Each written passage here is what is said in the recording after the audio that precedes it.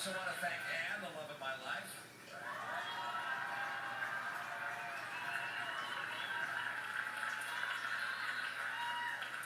She would have been a wonderful First Lady. She has been that and more to me and to our family and to the many people that she has touched with her compassion and her care. I thank my sons for their tireless work in behalf of the campaign and thank their wives and children for taking up the slack as their husbands and dads have spent so many weeks away from home.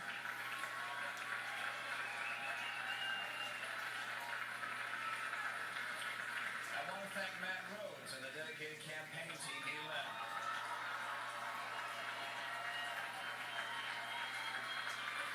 They have made an extraordinary effort, not just for me, but also for the country that we love.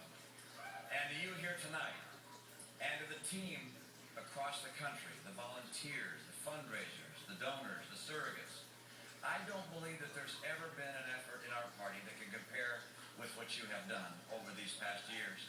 Thank you so very much. Thanks for all the hours of work, for the calls, for the speeches and appearances, for the resources, and for the prayers. You gave deeply from yourselves and performed magnificently. And you inspired us, and you humbled us. You've been the very best we could have imagined. The nation, as you know, is at a critical point. At a time like this, we can't risk partisan bickering and political posturing. Our leaders have to reach across the aisle to do the people's work. And we citizens also have to rise to the occasion. We look to our teachers and professors. We count on you not just to teach, but to inspire our children with a passion for learning and discovery.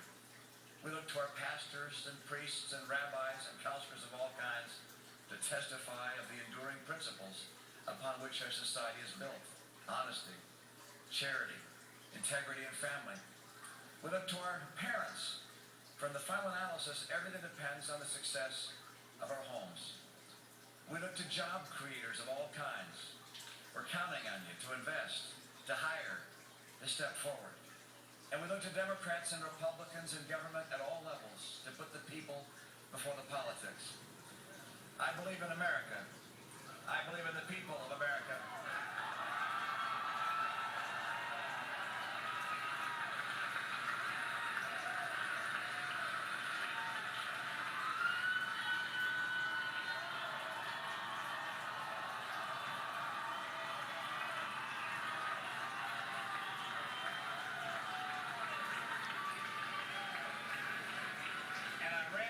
Because I'm concerned about America. This election is over, but our principles endure. I believe that the principles upon which this nation was founded are the only sure guide to a resurgent economy and to renewed greatness. Like so many of you, Paul and I have left everything on the field. We have given our all to this campaign.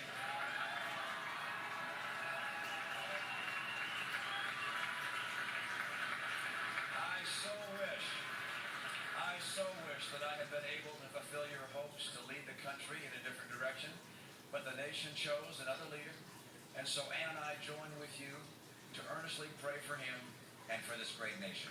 Thank you, and God bless America. You guys are the best. Thank you so much.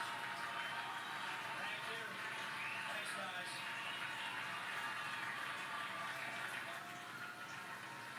Governor Mitt Romney in a concession speech on a stage resembling really the Republican National Convention stage, saying that he and Paul Ryan left everything on the field. And about Paul Ryan, saying besides my wife Ann, Paul was the best decision I ever made.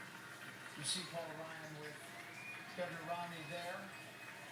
He also went on to say leaders have to reach across the aisle to get things done, to put the people before the politics, congratulating President Obama and saying that he would pray for him.